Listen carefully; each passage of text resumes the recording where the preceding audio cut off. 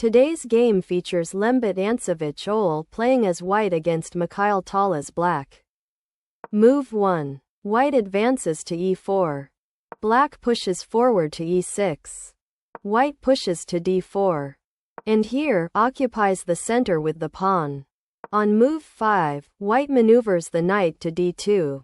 Black now plays pawn captures the pawn on e4. At this point, white knight takes pawn. Black continues with repositions the knight to d7. White knight hops to f3. Black now plays develops the bishop naturally, equal chances for both sides. Next, white develops the bishop naturally. And here, black knight jumps to f6. So, white knight eliminates the knight. Checking the king, black knight snaps off the knight. We're at move 15. White develops the bishop to d3. Black advances the pawn to c5. At this point, white pawn takes the pawn. Black queen shifts to a5. And check. A forcing move, white advances to c3. Black queen snaps off the pawn, keeping options open. White kingside castle. Black castles on the kingside. Now, knight to e5. Meanwhile, black repositions the knight to d5. We're at move 25. White plants the bishop on g3. Black pawn moves to g6. White queen joins the attack. Black brings the rook into play. White bishop moves to e4. Meanwhile, black develops the bishop to d7.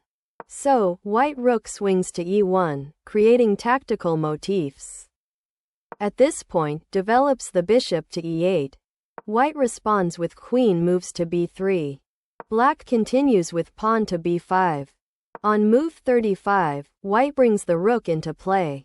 Black advances to a5. It's white's turn. Pushes forward to a3. Now, black activates the rook. So, bishop takes the knight, maintaining control. Black rook removes the bishop. White rook captures the rook on d5, cutting off the enemy king. And here, queen captures rook, moving closer to victory. White queen captures the queen on d5. Continuing, pawn captures the queen on d5. We're at move 45. White knight hops to d3. Black pawn moves to f6. White advances to f3. Black king to f7.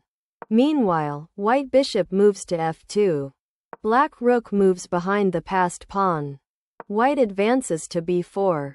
Black rook moves behind the passed pawn. That doesn't look right. Interestingly, white pawn captures the pawn on a5.